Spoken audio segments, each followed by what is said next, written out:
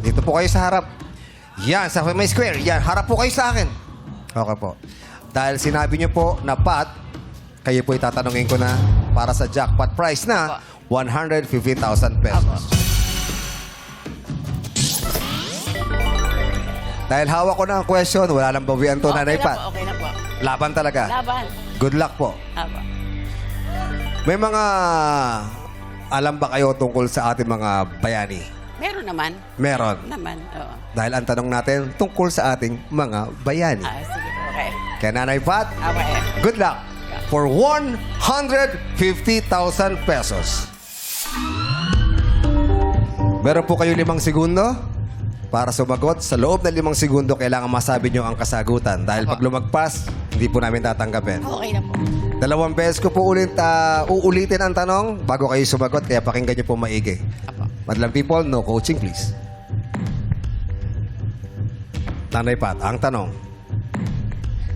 Ano ang popular full name o buong pangalan ng kinilala sa kasaysayan ng Pilipinas bilang batang general at namatay sa labanan sa Tirad Pass?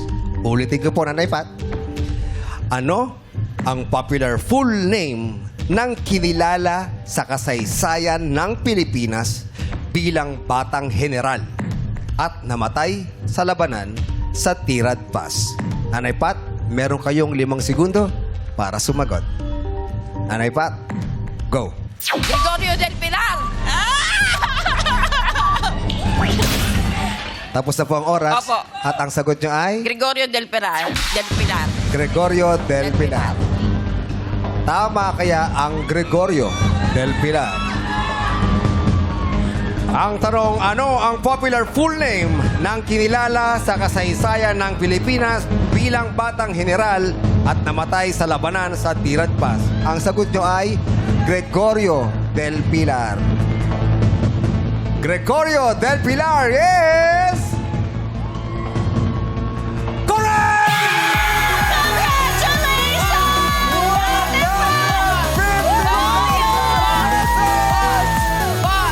Wow!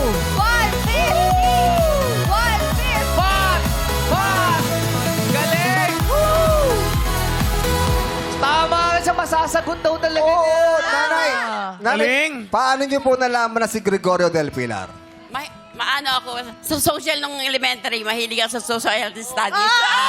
Kalain mo, natapat sa'yo talaga, nanay, Correct. ang 150,000 pesos. Kaya congratulations!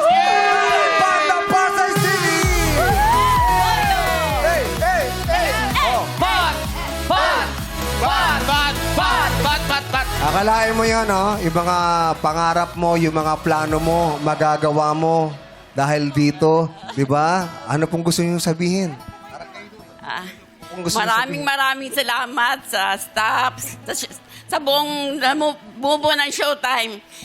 Kaya matutupad ang pangarap ko magkaroon ng maliit na bahay sa probinsya at matutulungan ka talaga. Congratulations, Nanay Pat. Para po may remembrance kayo, ipa-frame nyo tong sagot at nasagot nyo ang katanungan na yan. Kaya, congratulations, 150,000 pesos!